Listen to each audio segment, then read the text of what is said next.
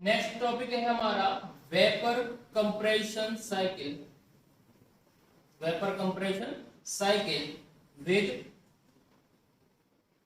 सब cooling of refrigerant.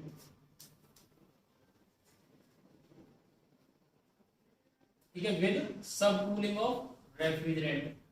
अगर हम रेफ्रिजरेंट को क्या कर रहे हैं, ज्यादा कूल कर रहे हैं, तो हमारा कैसे डायग्राम बनेगा और हमारी जो सीओपी है उस पर क्या इफेक्ट पड़ने वाला है। तो डायग्राम में हम देख सकते हैं, ये क्या है, टीएस डायग्राम है जो हम बार बार बना रहे हैं, टीएस डायग्राम है। ठीक है, वो कुछ इस प्रकार से होता है, हम सभी जानते हैं। ठीक है, एक और डायग्राम है, ये क्या है, पीएच डायग्राम है। क्या है, पीएच डायग्राम है, वो कुछ इस प्रकार से होता है, हम सभी जानते हैं। अब हमें क्या है, हम क्या कर रहे हैं, ठीक है, हम कर क्या रहे हैं, इसमें क्या है, हम सब कूल जो रेफ्रिजरेशन है, ठीक है, उसको क्या कर रहे हैं, हम सब कूल तक लेके जा रहे हैं। क्या कर रहे हैं, हम सब कूल तक लेके जा रहे हैं। ठीक है, ये इस टाइप से।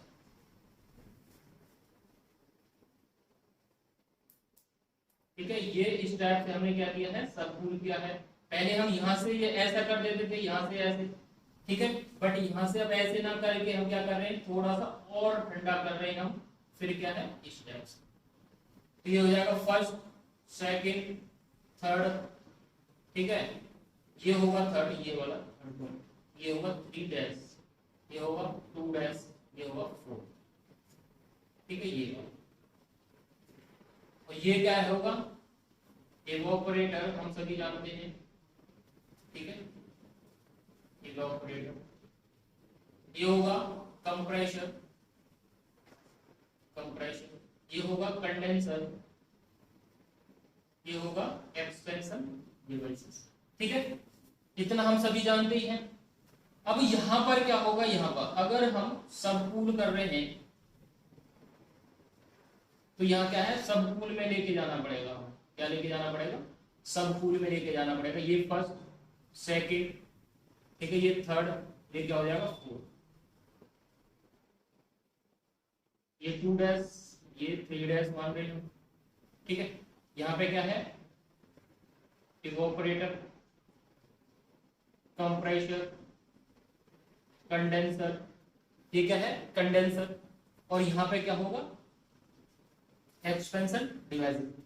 ठीक है, अब यहाँ पे हम देख सकते हैं, ये वाला देख सकते हैं, यहाँ पे 3 और 4 भी क्या है, बराबर है। तो ये क्या है, H4 बराबर H3। ठीक है, यहाँ पे क्या है, H1, और ये क्या है, H2। ठीक है, बाकी सारी प्रोसेस सेम है, बाकी सारी प्रोसेस क्या है, सेम है। ठीक है, जैसे हम बाकी सीओपी निकाल रहे थे या रेफ्रिजरेशन इफेक्ट निकाल रहे थे या वर्क इनपुट निकाल रहे थे, सारी प्रोसेस वही है, सेम है। बस हमने क्या किया है, उसे और ठंडा किया है। क्या किया है, और ठंडा किया है। तो यहाँ पर जो रेफ्रिजरेशन इफेक्ट होगा, ये वाला होगा। क्या होगा, ये वाला क्या होगा, रेफ्रिजरेशन इफेक्ट। ठीक है, यहाँ पे होगा क्यू इन, यहाँ पे क्या होगा, क्यू आउट। ठीक है, और यहां से यहां तक ये क्या रहेगा, वर्क इनपुट। क्या होगा, वर्क इनपुट। क्या होगा, वर्क इनपुट। ठीक है, वर्क इनपुट।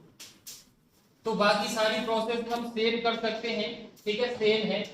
अगर हमें क्यू इन निकालना है, अगर हमें क्यू इन निकालना है तो वो क्या रहेगा, H1 माइनस H3 या H4, कोई भी लिख लो। ठीक है, या फिर हम कह सकते हैं, ये कर लो, या इसके बराबर H1 माइनस HF3 कर लो। ठीक है, ये भी कर सकते हैं फर्स्ट। सेकंड क्या है, अगर हम W इनपुट निकाल रहे हैं, W इनपुट निकाल रहे हैं हम, ठीक है, तो वो क्या रहेगा, ठीक है, H2 minus H1, H2 minus H1, H2 minus H1। ठीक है, अगर थर्ड अगर हम, ठीक है, Q आउट निकाल रहे हैं, Q आउट इक्वल टू क्या हो जाएगा, 2 3, 2 से 3 तक है, तो H2 minus H3, H2 minus H3। अगर हम COP निकाल रहे हैं, फोर्थ COP अगर हम निकालें, COP, ठीक है, तो COP क्या होगा? COP क्या होता है? Refrigeration effect upon work input. अब रेफ्रिजरेशन इफेक्ट क्या है हमारा ये, ठीक है, हम डायरेक्टली लिख सकते हैं HF3 अपॉन हमारा वर्क इनपुट क्या है S2 माइनस H1, ठीक है, तो यही हमारी क्या आ जाएगी? COP, यही हमारी क्या होगी? COP, ठीक है।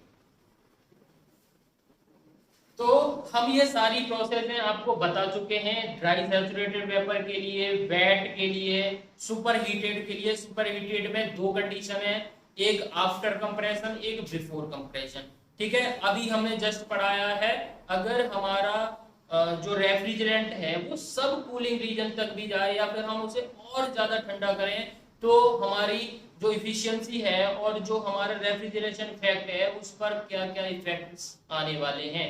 तो चलिए दोस्तों, एक और वीडियो के साथ मिलते हैं, बने रहिए हमारे साथ ग्रो कैरियर प्लेटफॉर्म पर। धन्यवाद आप सभी का, सेफ रहें, सुरक्षित रहें, घर पे रहें, थैंक यू। हेलो दोस्तों, आप सभी का स्वागत है हमारे ग्रो कैरियर प्लेटफॉर्म पर। लास्ट क्लास में हमने आपको बताया था कि जो हमारा सब कूल रेफ्रिजरेंट है वो किस प्रकार से वर्क करता है, डायग्राम कैसे बनना चाहिए, और लास्ट में हम क्या है बहुत सारी प्रोसेस है आपको बता चुके हैं, ठीक है। और अब क्या है, जो हमारा एक्चुअल रेफ्रिजरेशन साइकिल होता है, जो हमारा एक्चुअल VCRS होता है, वो होता एक्चुअल में किस टाइप से है। जैसे हम रफली बना देते हैं, ठीक है, वो पहले क्या था हमारा रफली था, लेकिन इसमें क्या है एनालिसिस करके जो हमने एनालिसिस की है, ठीक है, पॉइंट टू पॉइंट क्या होता है, ठीक है, उसमें हम जानेंगे कि कैसे इस प्रकार से एक्चुअल डायग्राम बनता है और क्या क्या प्रोसेस होती हैं, ठीक है। तो चलते हैं हम एक्चुअल वेपर कंप्रेशन साइकिल। इसका मींस क्या है? एक्चुअल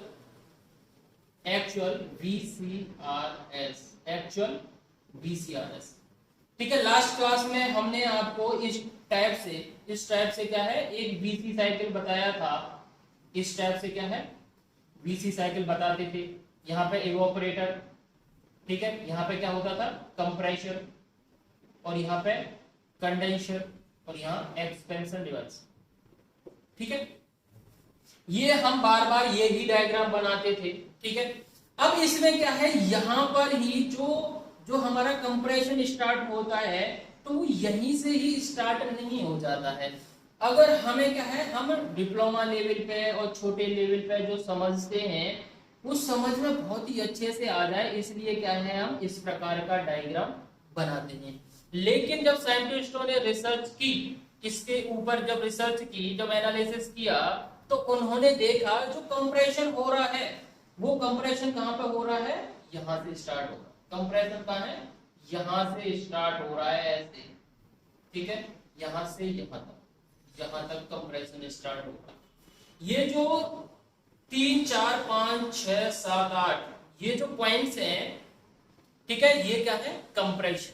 और जो हमारा इवोपरेटर जब एंड होता है वो यही नहीं हो जाता, थोड़ा बहुत, ठीक है। जब हमने एक्सपेरिमेंट किए, बहुत सारे साइंटिस्टों ने एक्सपेरिमेंट किए, तो उन्होंने देखा कि यहाँ पर ही एंड नहीं हो रहा है, थोड़ा बहुत सुपर हीटेड जोन में भी हमारा वेपर पहुंच जाता है, ठीक है।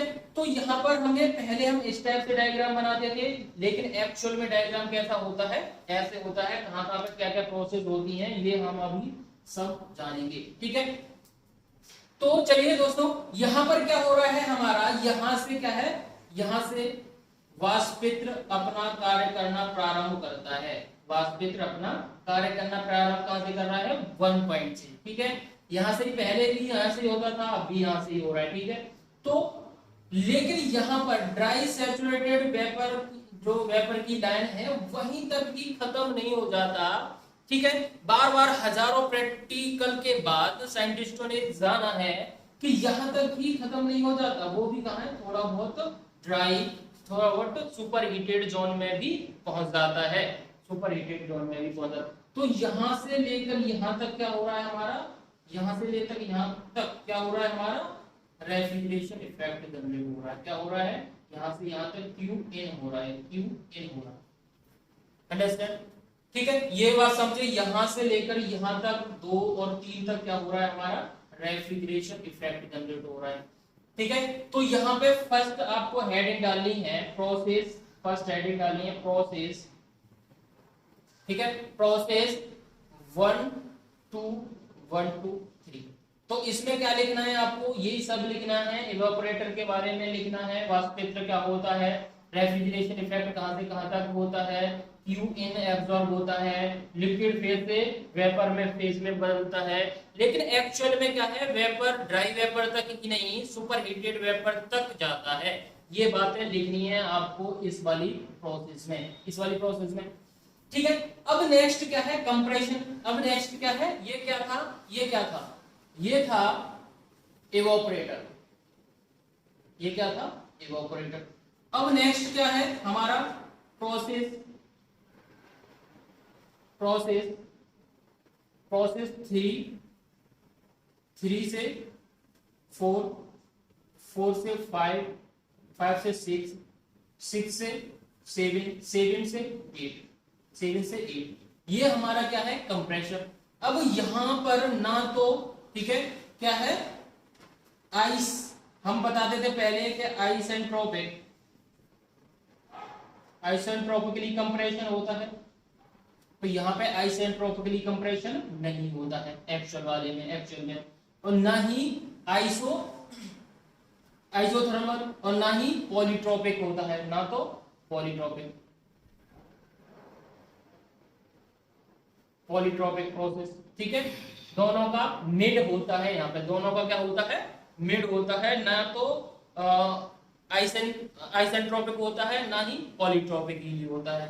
ठीक है, तो यहाँ पे आपको क्या लिखना है, ये वाली प्रोसेस के बारे में लिखना है। यहाँ पर Q क्या हो, सॉरी W इनपुट यहाँ पे हमें लेना होता है, W इनपुट यहाँ पे लेना होता है। ठीक है, W इनपुट के बारे में लिखना है, कंप्रेसर के बारे में लिखना है। कंप्रेसर स्टार्ट ही कहां से होता है, सुपर हीटेड वेपर से, सुपर हीटेड वेपर से, और कहां तक जाता है, देखो यहां से स्टार्ट क्या हो रहा होता है, जैसे ही कंप्रेशन स्टार्ट होता है तो टेम्परेचर में क्या है थोड़ा सा डिक्रीज होता है, गिरावट आती है, फिर से ठीक है, फिर से टेम्परेचर थोड़ा सा बढ़ता है और एंट्रोपी बढ़ती है, फिर एकदम से टेम्परेचर का हो जाता है बढ़ता है, एकदम से टेम्परेचर का होता है बढ़ता है, फिर डिक्रीज होता है थोड़ा सा कर्व में, फिर एकदम से डिक्रीज होता है। तो इस प्रकार का क्या बनता है, ठीक है, प्रोसेस प्रोसेस 3 4 5 6 7 8। अंडरस्टैंड। अब नेक्स्ट क्या है, नेक्स्ट आपको लिखना है कंडेंसर, कंडेंसर के बारे में। तो कंडेंसर के बारे में आप सभी जानते हैं, कंडेंसर के बारे में आप सभी जानते हैं। यहाँ पे क्या होता है, हीट रिलीज होती है, जो हमारी रेफ्रिजरेंट में जो हीट आई थी, जो हीट को एब्जॉर्ब किया वो क्या होगी, रिलीज होगी at constant temperature, at constant temperature. क्यों, क्योंकि यहाँ पर फेज चेंज हो रहा होता है, वेपर से कहाँ हो रहा होता है, वेपर से लिक्विड में चेंज हो रहा होता है। तो यहाँ पे क्या है प्रोसेस, ठीक है, प्रोसेस 8 9 10 11, प्रोसेस 8 9 10 11 तक क्या होता है हमारा कंडेंसेशन होता है, कंडेंसर हमारा वर्क करता है यहां से लेकर यहां, ठीक है 11 तक। अब थर्ड क्या है, एक्सपेंशन डिवाइस। क्या है, एक्सपेंशन डिवाइस। और इसकी जो प्रोसेस है वो क्या है, ठीक है, प्रोसेस है वो क्या है 11 to 1। क्या है प्रोसेस 11 to 1, ठीक है। एक्सपेंशन डिवाइस हमने पहले जो हम पढ़ा रहे थे VCRS, उसमें बताया था किस प्रकार से वर्क करती है, और हम आगे भी इसकी जो डिवाइसेस आएंगी बहुत सारी डिवाइस बताने वाले हैं, ठीक है। और अगर आपको इसमें कोई भी डाउट हो, कोई भी कुछ भी पूछना हो, तो हमारे व्हाट्सएप नंबर पर जो स्क्रीन पर चल रहा है उसी नंबर पर आपको मैसेज करना है और बताना है अपनी प्रॉब्लम, ओनली प्रॉब्लम। हमारी टीम आपसे जल्द ही संपर्क करेगी। ठीक है, तो चलते हैं, मिलते हैं एक और चैप्टर के साथ, रेफ्रिजरेंट। एक और चैप्टर क्या है?